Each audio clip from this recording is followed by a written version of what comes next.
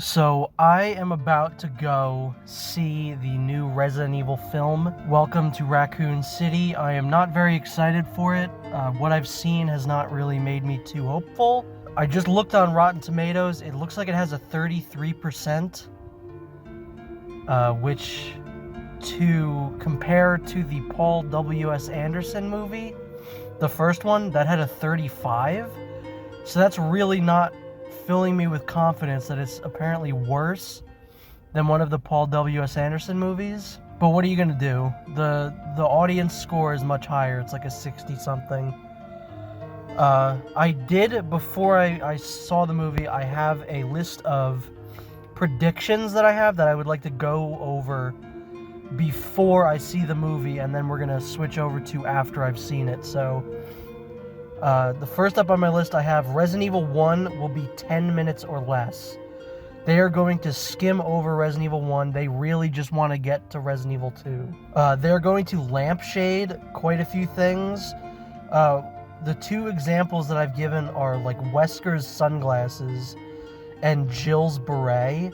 I think there's two options here. I think Wesker's going to put on a pair of sunglasses like indoors or at night, and someone's going to make fun of him for it, and then they're never going to address it again. Or at the end of the movie, Wesker's going to put on sunglasses after he's like turned bad.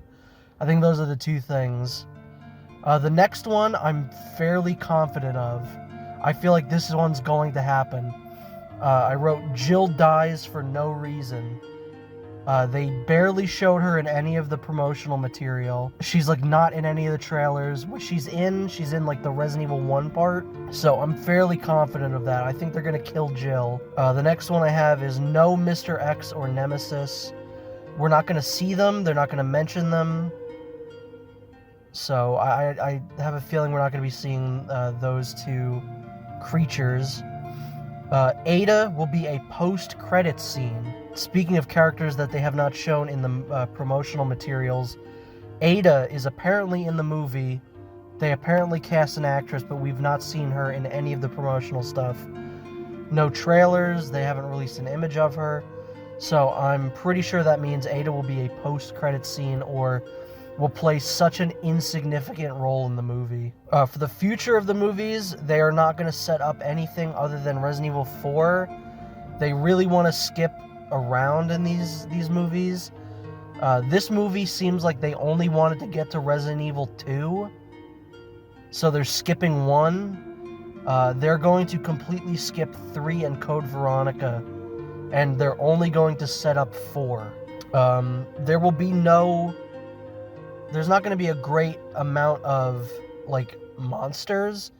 It's basically only going to be zombies, lickers, and dogs. There's not going to be any like hunters or anything like that. There's not going to be any tyrants. Or if there is a tyrant, it's going to be in a lab and we're going to just see it in a tube. But no one's going to fight it. The tyrant's not going to move around at all. That one I think is also fairly likely. Leon is going to have at least one quote from Resident Evil 4. He's going to say, like, no thanks, bro, or he'll say small time, or where's everyone going, bingo. Something like that. He's going to have one reference to Resident Evil 4. Leon is going to be the comedic relief, because he's the rookie. He's going to be kind of wacky in this movie. And then this is the one that I'm scared of the most if this happens. I wrote awful Marvel dialogue. So everyone's going to be quipping left and right. Everyone's going to have, well, that just happened kind of dialogue. And it's going to be awful. So those are my predictions. I don't know how likely some of those are. I think some of them might be pretty likely. Others probably not. I don't know. So I am now going to go see the movie, and we'll cut back to when I have. So I just got out of the theater, just finished watching the movie, and it was fine. I didn't hate it, but I also did not love it at the same time. So it was mainly just kind of dull. I expected to be watching this movie like the W.S. Anderson movies and just screaming at the TV the entire time. And I wasn't really mad at any point. There were a few parts that were a bit cringy.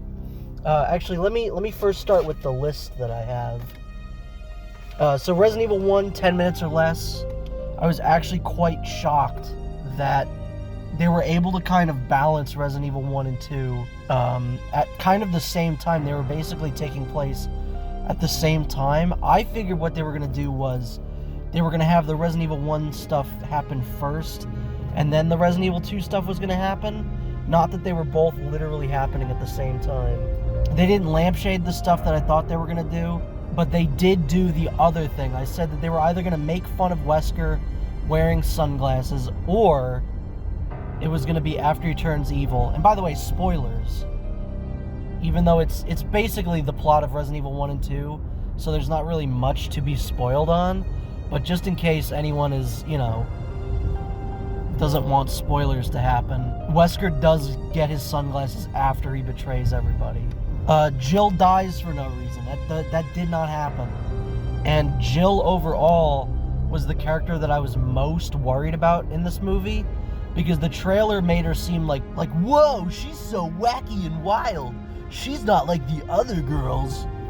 But that did not happen at all. Thankfully, the trailers just made her seem a lot worse than she actually ended up being. But thankfully, I quite like her. She had quite a few good moments. I liked this scene when they were in the Spencer mansion and she meets back up with Chris, and they're both just kind of so relieved to see each other that they give each other a hug. I liked that. There were some good moments in there. I was correct. No Mr. X, no Nemesis. They didn't mention it. I kind of wish that I had written this on here, but I didn't. I was going to. I was going to say Raccoon City will be destroyed by the end of the movie instead of waiting for, them to adapt Resident Evil 3, and I was dead on with that one, but it doesn't count since I didn't put it on the prediction list. The next one I had, I was dead on with this one. I think this is the only one that I was completely right on the money with. Ada post-credit scene. Ada was, in fact, the post-credit scene, which I absolutely called that one somehow. Going through this list is actually a good way for me to review this movie, because I basically put everything on the prediction list on there as a, worst case scenario. What are the things I wanted to see in this movie the least? I mean, the Ada post-credit scene, that's not, worst case scenario. That's just a prediction. But a lot of these, I was thinking, what's the worst thing that could happen in this movie? And, so far, I didn't really... I half predicted one thing. I predicted one thing. But, anyway, the next one, was only 4 gets set up, 3 and Code Veronica gets skipped. They didn't set up 4... But the fact that they, that they destroyed Raccoon City and there were no, real hints towards anything, I would say I kind of got that one half right. Now, this one we won't really know, I guess, until they talk about what the next movie is going to be. But in the trailer, they showed the Ashford twins. And if that's just a little throwaway reference, then I'm right. But if that is to set up Code Veronica, which I would imagine it's not, and it is just supposed to be a reference, I would have to imagine that I am right on that one, that they're just going to skip 3 in Code Veronica. Only Lickers, no Hunters or Tyrants or anything like that. Dead on with that one. I wouldn't count Lisa Trevor as a monster or anything like that. So I was dead on with that one. They mention, quote-unquote mention, in the loosest of sense, they mention Yawn and the Neptunes, because in the beginning of the movie, Jill's like, what would be the worst way to die? Swallowed by a giant snake or eaten by a pack of sharks. So that's your reference to some of the other monsters, but that's not good enough. I would like to have seen them. That's why I really wanted them to, take their time. No Tyrant, maybe in a tube was the next one. No tyrant, period. There was no tyrant, no mention of a tyrant, nothing at all. That sucked. Leon did not make any references to Resident Evil 4. Leon is comic relief. I was kind of right on that one. He wasn't so much comic relief as he was just kind of a big punching bag. Like, I feel like everyone was just making fun of him the whole movie. And then the last thing that I put on here that I was most worried about going in, besides Jill, was Marvel dialogue. And yeah, there was some cringy dialogue in the movie. Like, there was some real brutal stuff, and there was some, like, weird tonal stuff that I couldn't tell if they were trying to be funny or if they just thought it was, like, I don't know. It just, some things didn't mesh well, but at least, thankfully, there was no, you know, Leon doesn't shoot a zombie and he says, well, that just happened. So thankfully there was none of that. So I guess just broad review of the movie, it was fine. I still think that they should have taken their time and just done the first movie as the first Resident Evil game. You know, a whole movie in the Spencer Mansion. You can take your time to do Yawn, you can do the Neptunes, you can do Hunters, and then you could set up Resident Evil 2 for the second movie. It just, I don't know, I think they were so gung-ho to do Resident Evil 2 because the remake did so well, and they're like, oh, this is the one that people know, so we need to do that one first. I think was a big mistake. The characters were fine for the most part. Jill still wasn't really Jill, even though, thankfully, she wasn't as bad as I thought she was going to be.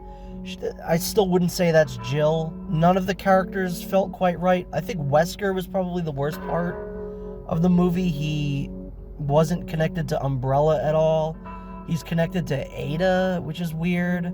I liked Claire. I think Claire and Chris, the Redfields, probably came out of that the best. Another thing, one thing that I actually liked about the movie is that there was some good imagery in the movie. It was the first one where I think they actually tried to make it scary. It's not, but I think they at least tried.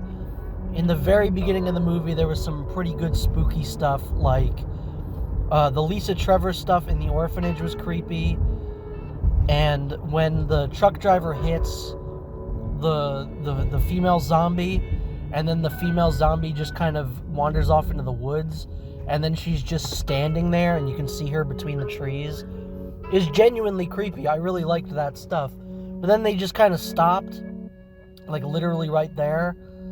The final form of Birkin that was in the movie looks really cool. I mean, he looked really genuinely very good. It's just a shame that he wasn't on screen for literally more than 30 seconds, and they didn't ruin how he dies in the trailer. It's certainly better than, like, most of the Anderson movies, but I honestly think that the first Anderson movie is still pretty good. I don't know if I would say it's better than this. I think it works better because it has none of the characters from the games in it. And I can excuse a lot more. The Anderson movies got really bad once they started introducing characters from the games, and you can have something to directly compare them to. I'm not going to say the first Anderson movie is better than this one, but what I am going to say is that the CG movies are still better, and please watch those instead. But as it stands, I did not hate this. I'm curious to see where this goes, going forward, or if they're even going to make a new one. Like I said, this is not getting very good reviews, which I was kind of shocked by, honestly. Also, it felt a lot longer than it actually was, which isn't really a complaint. It's just something that I feel like I should point out, that I think it was only 1 hour and 40, but I felt like I was in there for like 2.5 hours, which might be bad. It might be bad if you're, if you don't like it, it feels like it's dragging on, but yeah, I don't really have much else to say. I think this is made more for people who are, like, familiar with Resident Evil than it is for, like, diehard fans. Like, I didn't get very much out of this at all. When I was watching it, I was mostly just feeling like I could just play Resident Evil 1 and 2 and I'll get a better experience. But, yeah, I don't know. Go see it if you're interested. I feel like this is one of those movies where you can tell if you're going to like it by the trailers. I didn't think I was going to like it by the trailers, and I guess I was right. So, if you're interested, see it. If not, probably don't see it.